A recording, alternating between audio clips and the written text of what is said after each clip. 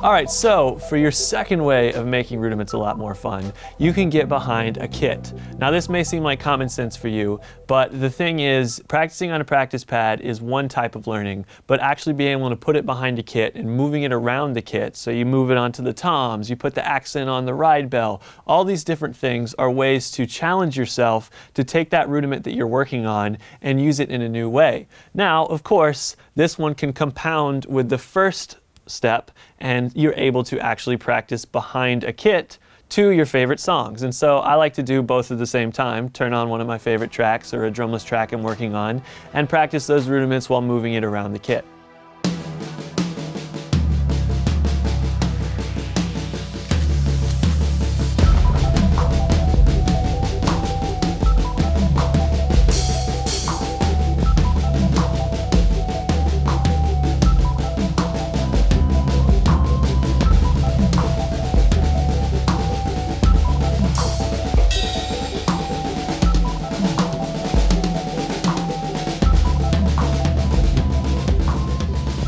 And lastly, we have the third option, and this is a little bit more of a tricky one, but it's actually splitting the rudiments between your hands and feet. Now, a lot of the grooves and feels and fills and things that we play incorporate this concept of splitting things between your hands and feet. Well, when you take your favorite rudiment, you can actually split that between your hands and feet and sometimes come up with really cool grooves, really cool fills, and it's another way to challenge yourself to make rudiments and drumming a more fun and entertaining experience. So let's check that out.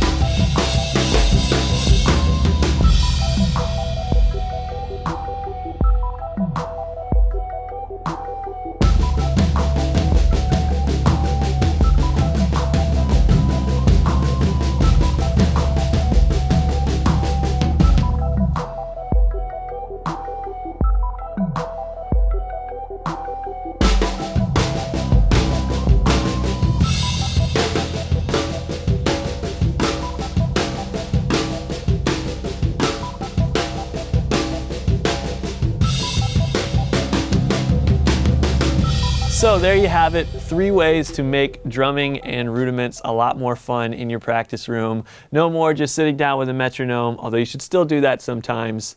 Getting behind a kit and actually just having a blast playing some rudiments to your favorite music, or splitting it between your hands and feet, moving it around the kit, whatever it is you want to do, make your practice fun. Because here's the thing, when you are enjoying what you're doing, you're going to do it more often and you're going to be more successful at it. And that is my mantra. Like, some people say, like, oh, you know, practice, you know, it's a lot of times it isn't fun. And, you know, sometimes they're right. But at the end of the day, if you are having fun doing what you're doing, that's what's going to make you more successful at it, because you're going to want to do it more. I mean, if you're not having fun playing drums, why are you playing drums? So enjoy it, practice hard, and be the best that you can be. Thanks for checking out this lesson.